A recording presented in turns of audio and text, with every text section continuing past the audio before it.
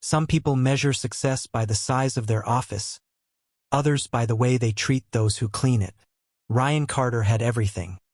A sharp suit, a corner office, and the confidence of a man who believed he was always the smartest person in the room. But there was one thing he never noticed. Or rather, one person, an old janitor, mopping the floors as if the world didn't even see him. To Ryan, he was nothing more than an obstacle in the hallway. Someone to step around. Someone beneath him. But what if the man you ignore today holds the power to change your future? What if he's watching, learning, waiting for the right moment? Welcome to Stories with Mr. Gray, where every tale holds a lesson you never saw coming. Kindly subscribe, like, and comment. Morning rush hour. The corporate office is alive with movement. Employees hustling, coffee cups in hand, conversations blending into a dull hum. The air is thick with ambition, with everyone too busy chasing promotions to notice the man sweeping the floor beneath them. Mr. Thomas, an older janitor in his late 60s, moves methodically through the marble-floored lobby. His uniform is faded, but his posture is steady, his eyes sharp, watching, listening. Ryan Carter walks in, his presence impossible to ignore. A man in his early 30s, confident, well-dressed, and utterly convinced of his own importance. He adjusts his cufflinks as he checks his watch, impatience already creeping in. Then he stops right in front of the janitor. Ryan sighs, tapping his foot. The janitor is moving too slowly, his mop dragging across the floor in what seems like a waste of time. Really? Right now? Ryan mutters under his breath. Mr. Thomas doesn't respond, just continues working. Ryan steps around the mop with exaggerated irritation. He turns to his colleague, Sarah, who's been watching the exchange. You ever wonder why we're wasting company money on people who should have retired a decade ago? Ryan says with a smirk. It's not like mopping takes a genius. Sarah gives him a look. Maybe some people work because they have to. Ryan chuckles. Or maybe they just don't know when to quit. Mr. Thomas lifts his head slightly. For a brief moment, his gaze meets Ryan's. There's something in his eyes. Something unreadable.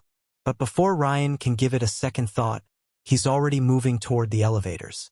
As Ryan steps into his office, Mr. Thomas continues his work, pausing only when no one is looking.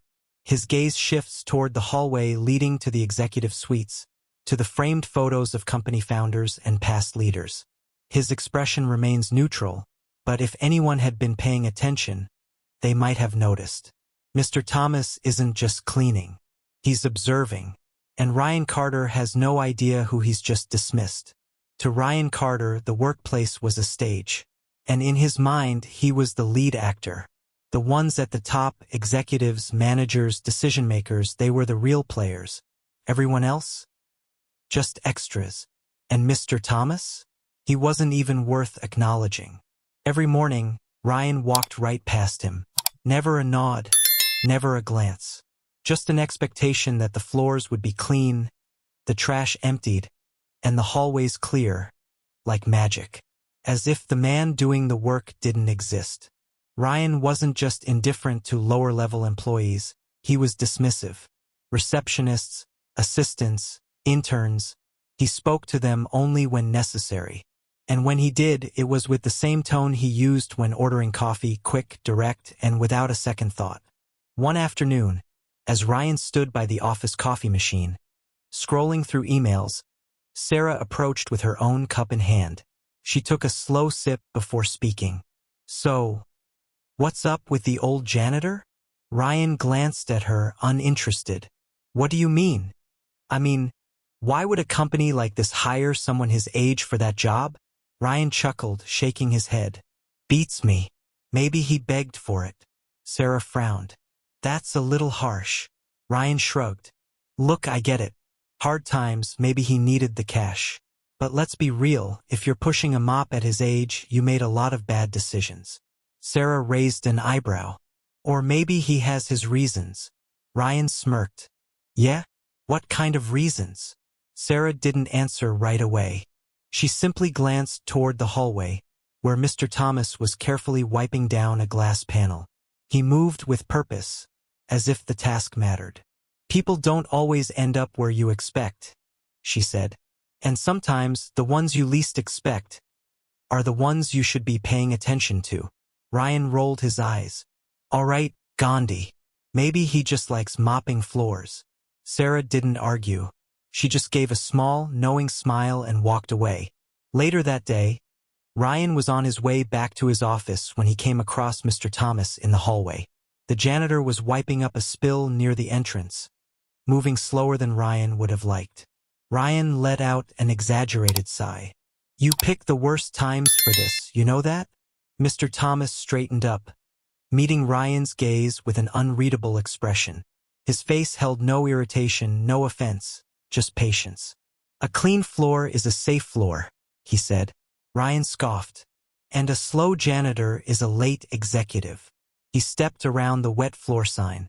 "Guess we all have our priorities." Mr. Thomas gave a small nod. "We do." For a moment, neither of them spoke. Then, without looking up from his work, Mr. Thomas said, "You ever think about what makes a good leader?" Ryan smirked. "Sure. Power. Strategy. Knowing how to make the right moves." Mr. Thomas let out a quiet chuckle. "Some people think that." He adjusted the mop handle in his grip. "But a real leader knows how to treat the people who can do nothing for him." Ryan narrowed his eyes. "Yeah? And what does a janitor know about leadership?" Mr. Thomas just smiled. "More than you'd think." Ryan didn't bother responding. He just shook his head and walked away. As he entered the executive lounge, Ryan barely noticed the row of framed photographs lining the walls, portraits of past CEOs and company founders. Each face carried a legacy, a story. One of the photos, though, seemed oddly familiar. A man, younger, sitting behind a grand desk. His features were sharp, his eyes thoughtful. There was something about him. But Ryan didn't stop to look closer. Because Ryan never paid attention to the details that mattered. And soon he'd regret that. Ryan Carter had made risky deals before. It was part of the game. Big risks meant big rewards.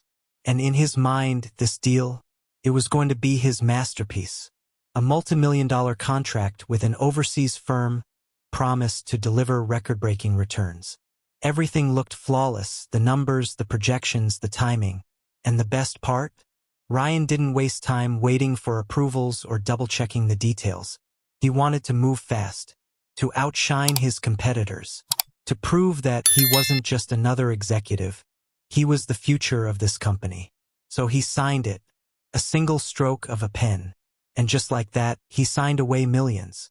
The next morning, his world collapsed. Emails, calls, red flags from finance, urgent crisis alerts. His fingers trembled as he clicked on the latest report. The foreign company, a fraud. A well-crafted front designed to bleed businesses dry. The moment the funds were transferred, they vanished. No way to track them, no way to recover them. And because Ryan had pushed the deal through without oversight, the company was about to take a catastrophic hit. His pulse pounded in his ears. His hands felt ice cold. The executive board called an emergency meeting. The CEO, who no one had seen in months, was personally returning to decide what would happen next. Ryan sat frozen at his desk, his mind racing through escape routes. Maybe he could shift the blame, say he was misled, that someone else should have caught it. Maybe he could spin it as a calculated risk gone wrong. But the whispers around the office told him one thing. They were already looking for a scapegoat, and he was it. Sarah approached his desk, arms crossed, her voice edged with disbelief. "Ryan, what the hell were you thinking?" He clenched his jaw. The deal was solid. I checked the numbers. It was supposed to. Supposed to what? You rushed it. You didn't get it reviewed. He slammed his hand on the desk. Enough, Sarah. I don't need a damn lecture. She exhaled sharply.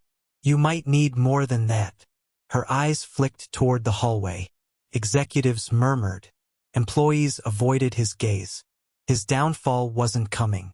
It had already started. A voice interrupted his spiraling thoughts. "You're breathing too fast, son." Ryan's head snapped up. Mr. Thomas, standing at the entrance to his office, calm, watching. Ryan let out a sharp, bitter laugh. "Are you serious? You think now's the time to give me one of your little janitor speeches?" Mr. Thomas didn't flinch. He took a step inside, arms resting casually at his sides. "Rushing got you into this, son. It won't get you out." Ryan gritted his teeth. "Look, I don't need advice from someone who cleans floors for a living." Mr. Thomas's expression didn't change. "Funny thing about floors, you see a lot when you're the one taking care of them." Ryan shook his head.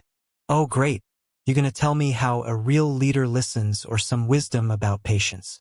Save it. This is a multi-million-dollar crisis, not a dirty floor you can mop up." Mr. Thomas tilted his head slightly. "Some messes are bigger than others." Ryan scoffed. "Right? And what would a janitor know about business?" Mr. Thomas let out a quiet chuckle. "More than you think." Ryan rolled his eyes and turned back to his screen. He had bigger problems than some old man's riddles. But Mr. Thomas? He had already seen what was coming. By noon, the office was drowning in unease. The CEO was on his way. Employees whispered in hushed tones. The boardroom doors were locked. Executives paced, checking their phones, preparing for what was coming. Ryan sat stiffly in his chair at the long, polished table, his gut twisting. This was it. His hands were clammy against his lap. He tried to steady his breathing, but each second that passed felt like a countdown to his execution. The doors swung open, and in walked Mr. Thomas, not holding a mop, not in his faded uniform, but in a sharp, tailored suit, walking with the quiet authority of a man who owned the room. Ryan's heart stopped. The janitor, no, the CEO. Gasps rippled through the room. A few executives stood in shock. Ryan's mouth went dry as he stared in disbelief. Then the chairman cleared his throat. "Ladies and gentlemen, meet Mr. Thomas, our founder, our CEO." Ryan's stomach dropped. His mind screamed for a way out, but there was none, because now he knew the truth. The man he had dismissed, the man he had mocked, the man he had insulted to his face, was the most powerful man in the company. And now, that man held his fate in his hands. The air in the boardroom was thick with unease. The silence was deafening. Ryan sat frozen, staring at the man standing before him. Mr. Thomas. But this wasn't the janitor he had ignored, dismissed, insulted. This was someone else entirely. The company chairman stepped forward, a knowing smile on his lips. His eyes swept across the room before settling on Ryan. "Ryan, meet Mr. Thomas, our founder and CEO." The words hit like a thunderclap. Ryan blinked. Once, twice. His brain refused to process what he was hearing. "No, that can't be right." He let out a small, breathless chuckle, glancing around the room, expecting someone, anyone, to tell him this was some kind of joke. But no one laughed. The senior executives sat in dead silence, eyes darting between Mr. Thomas and Ryan. Some looked smug, others uncomfortable. But everyone knew what was happening. Ryan's downfall was unfolding in real time. Mr. Thomas took a step forward, adjusting the cuff of his suit. His entire demeanor had changed. He wasn't the quiet, invisible worker anymore. He stood tall, commanding the room without raising his voice. "Surprised?" he asked, his tone even. Ryan opened his mouth, but no words came out. His hands clenched against his lap. His chest tightened. His mind screamed for an escape. But there was none, because this was reality. And he had mocked, insulted, and belittled the most powerful man in the company. Mr. Thomas took his time. His gaze drifted over the stunned faces around the room before finally landing back on Ryan. "You want to know why a man like me would work as a janitor?" The room remained silent. "Because a title doesn't make you a leader." Ryan swallowed hard. I built this company from nothing, Mr. Thomas continued, his voice carrying the weight of decades of experience. Brick by brick, I sat in these very boardrooms, made the tough decisions, fought for every success.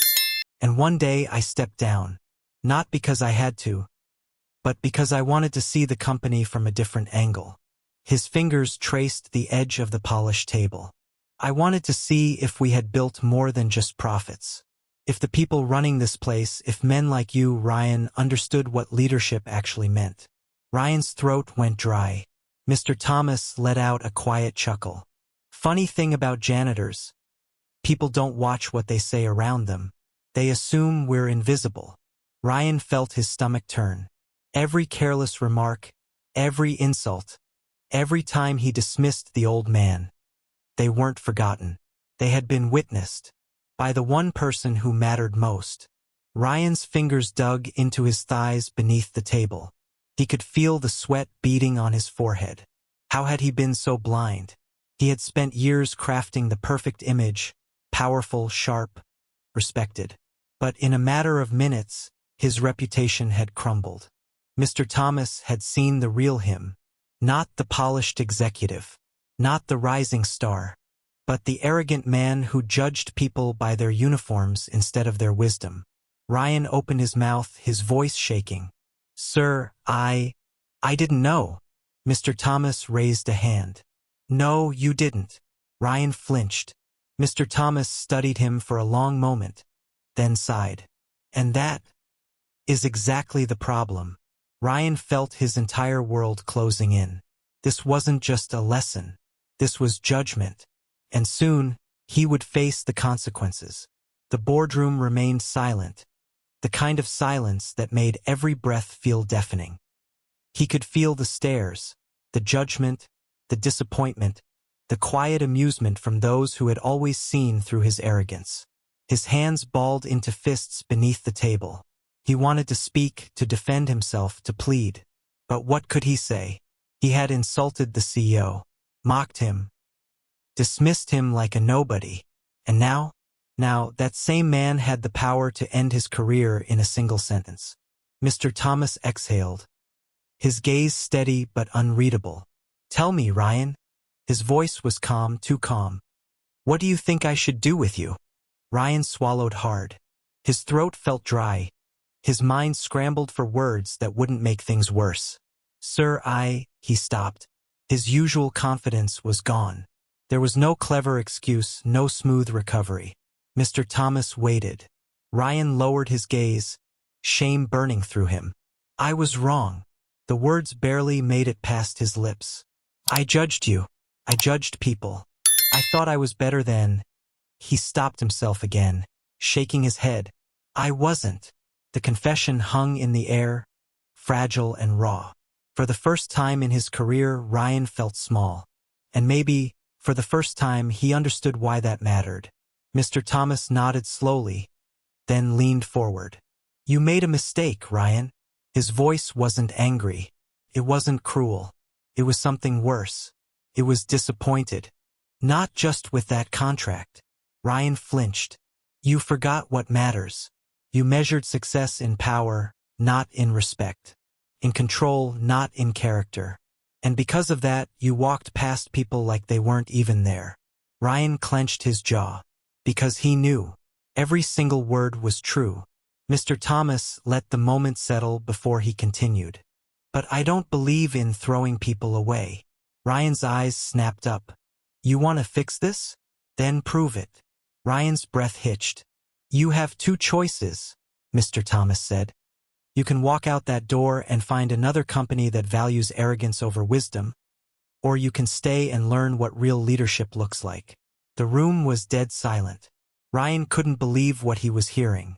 Mr. Thomas wasn't firing him. He was giving him a choice. Mr. Thomas wasn't firing him. He was giving him a choice. The old Ryan, the one who swaggered through the halls, thinking he owned the world, would have walked out with his pride intact. But the new Ryan, the one sitting there, feeling the deepest humiliation of his life, he knew there was only one answer. With a slow breath, he nodded. I want to learn. Mr. Thomas studied him for a long moment. Then finally he smiled. Mr. Thomas stood, buttoning his jacket as he looked across the boardroom. This company was built on more than just numbers. It was built on people. And the way you treat those people, especially the ones who can do nothing for you, that's what defines your character. He turned toward the door and then paused. Now, let's talk about how we're fixing this mess. Ryan blinked. Wait, you mean, son, did you really think I'd let this company sink over one bad deal? Mr. Thomas asked, shaking his head. A mistake is only permanent if you let it be. The chairman cleared his throat. Fortunately, legal caught the loophole in the contract before the money was fully transferred. The payments were flagged, and we froze the account before the scammers could withdraw the funds. Ryan's heart jumped. You mean, we didn't lose anything? The chairman eyed him carefully. Not financially. Ryan swallowed. He knew what that meant. His reputation, his credibility, his respect among his peers. Those were things that couldn't be frozen, recovered, or refunded. The relief of knowing the company hadn't suffered financially was short-lived, because now he had to deal with something much harder to repair. The trust he had broken, the respect he had lost, and most importantly, the lesson he had to learn. Mr. Thomas sighed, folding his arms. We saved the money, but we can't save your pride, Ryan. That's something you'll have to rebuild on your own. Ryan looked down, nodding slowly. I understand. Mr. Thomas studied him for a moment before speaking again. I hope you do. Then, with a small nod to the board, he turned and walked out of the room, leaving Ryan sitting in the weight of his own choices. As the door shut behind him, Ryan sat in absolute silence. The room was still, but inside his mind, everything had changed. Mr. Thomas's words, they cost you the kind of person you could have been. So tell me, have you ever judged someone too soon? Have you ever dismissed someone, only to later realize how wrong you were? Drop your thoughts in the comments below. And if you love this story and you would like more of it, then make sure you hit that like button. Subscribe, because here we don't just tell stories. We tell stories that change the way you see the world. Stay tuned, because the next one might just be the lesson you never knew you needed. Thanks for watching.